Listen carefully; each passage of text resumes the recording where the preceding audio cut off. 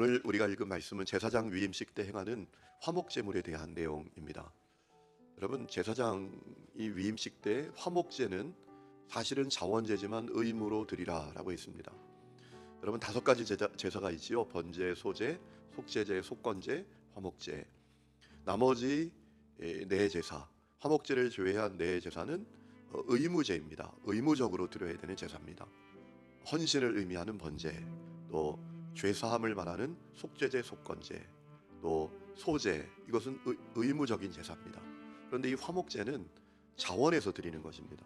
그리고 이 화목제의 정신은 감사합니다. 하나님께 감사한 마음을 올려드리는 제사가 이 화목제인데, 특별히 제사장 위임식에서는 이 화목제를 의무적으로 드리라라고 했습니다. 왜 그랬을까요? 여러분, 제사장으로 불러주신 것이 얼마나 큰 감사입니까? 이스라엘 12지파 가운데 여러분, 제사장으로 부름받았다. 그것이 얼마나 놀라운 은혜입니까? 감사입니까? 그러니까 화목제를 통해서 주님께 감사하기를 원하셨다라는 거죠. 제사장에게 있어서 감사는 기본이었습니다. 여러분, 그런 의미에서 오늘 우리에게도 점검이 필요합니다. 여러분, 우리가 구원받았습니다. 어떻게 구원받았습니까? 우리의 자격으로, 노력으로, 의지로 아닙니다. 주님의 전적인 은혜로 할 수 없는 죄인 된 나를 주님께서 불러주셨어요. 여러분, 구원은 주님의 부르심으로 시작이 됩니다. 그것을 장로교회에서는 예정이라고 말하고 감리교회에서는 선행 은총이라고 이야기합니다. 다 똑같은 거예요. 싸울 거 없어요. 부르셨다라는 겁니다. 하나님이 우리가 하나님께 나아가기 전에 이미 우리를 부르셨다. 그래서 우리가 구원을 얻어서 죄사함 받고 왕같은 제사장 되신 분을 얻게 되었습니다. 그러니 얼마나 큰 감사입니까? 오늘 여러분 속에 감사가 있습니까? 여러분, 감사가 시작되는 은혜가 있기를 축복합니다. 자, 오늘 말씀을 보면 이 화목제물 특징이 몇 가지 나와 있는데, 먼저는 제물의 일부를 제사장에게 주는 것이었습니다. 자, 화목제물로 드리는 순양의 가슴 부위, 넓적다리 부위를 떼어서 제사장의 몫으로 주었다라고 했습니다. 26절 말씀 보세요. 너는 아론의 위임식 순양의 가슴을 가져다가, 가슴 부위를 말하는 거죠. 여호와 앞에 흔들어 요제를 삼으라.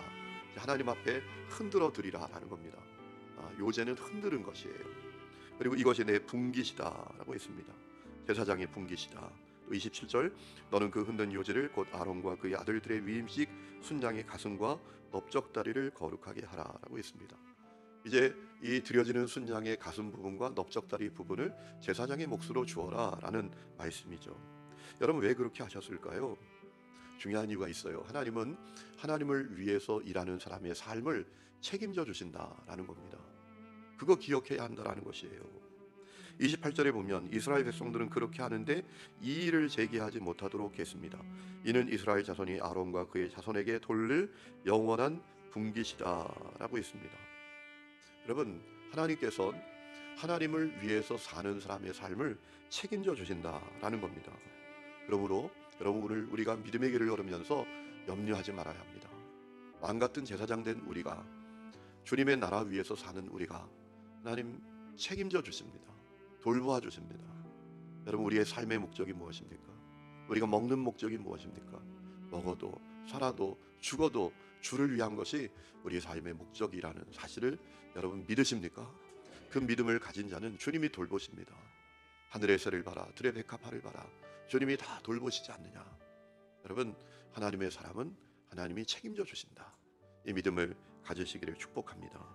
다만 이 제사장의 몫으로 주어진 것에 대한 원칙이 있었습니다. 먼저는 제사장은 그것을 회막문 앞에서 먹어야 했습니다. 32절 말씀을 보면 아론과 그의 아들들은 회막문에서 그 순양의 고기와 광주리에 있는 떡을 먹을지라라고 했습니다.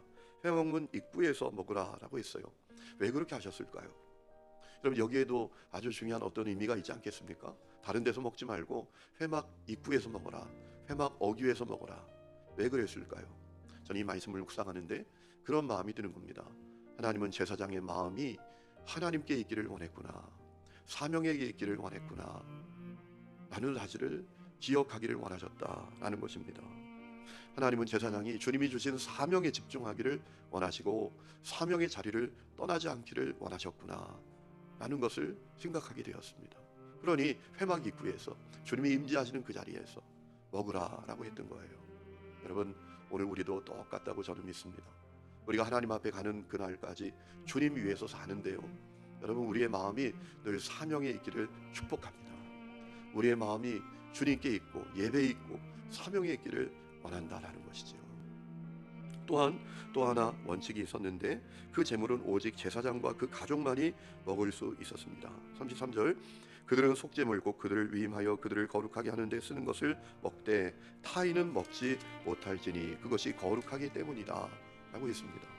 오직 제사장과 그 가족만 그것을 먹을 수 있는 겁니다. 다른 사람은 못 먹는 겁니다. 왜 그렇게 하셨을까요? 물론 그 제물이 하나님께 드려졌기 때문에 거룩한 성물이 되었기 때문이겠죠. 여러분, 그런데 또 하나의 중요한 이유가 있는 것 같아요. 여러분, 다른 사람들이 좀 기분 나쁘지 않겠습니까? 왜 위임식 때 드리는 이 화목 제물은 제사장만 먹는 거야? 여러분, 다른 화목 제물은 다르거든요. 자원에서 드리는 화목 제물은 하나님께 화목 제물을 드린 다음에 제사장과 제물을 드린 사람이 다 함께 먹었다고요. 그런데 왜 제사장 위임식 때 드리는 이 화목 제물은 오직 제사장과 그 가족만 먹게 했을까? 그들을 구별되게 여겨라 라는 의미가 있었을 것 같아요. 여러분, 사람을 구별되게 여기면 그가 구별되어집니다. 사람을 하찮게 여기면 하찮은 사람이 됩니다. 우리 자녀들을 향해서도 그 자녀들이 속 썩여도요, 끊임없이 너는 거룩한 존재야, 너는 존귀한 존재야, 너는 하나님의 사람이야 라고 지속적으로 얘기해 보세요. 그러면 그 자녀가 구별된 사람이 됩니다. 우리 자신을 향해서도 아이고 난 하찮아, 난 있으나 마나한 사람이야, 이렇게 생각하면 여러분 정말 그 자신이 어느 순간 있으나 마나한 존재가 되고 맙니다. 그런데 난 하나님의 사람이야, 나는 구별된 사람이야 라고 끊임없이 자기를 구별하면 구별된 사람이 되는 것입니다.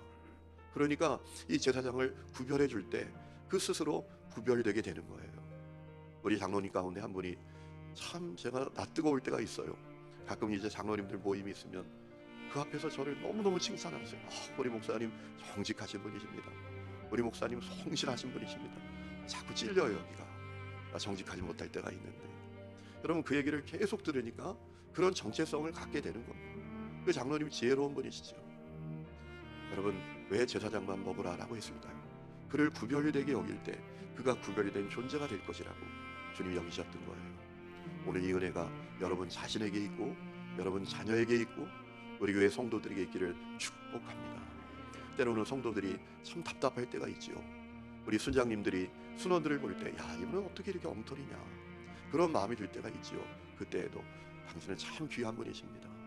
당신이 하나님 사랑하시는 분이십니다. 자꾸 구별되게 여겨주면 그분이 어느 순간 구별된 존재가 되는 것입니다. 여러분, 이 비밀이 여러분 가운데 누려지기를 축복합니다. 그리고 또 하나는 다음 날까지 남겨두지 못하는 것입니다. 여러분, 34절 말씀을 보면 이렇게 되어 있어요.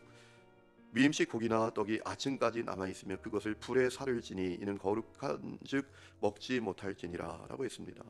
다음 날까지 못 남겨둡니다. 남았으면 다 태워버려야 합니다. 여러분, 왜 그렇게 하라고 하셨을까요? 하나님께서 끊임없이 공급해 주실 것을 믿으라 라는 겁니다.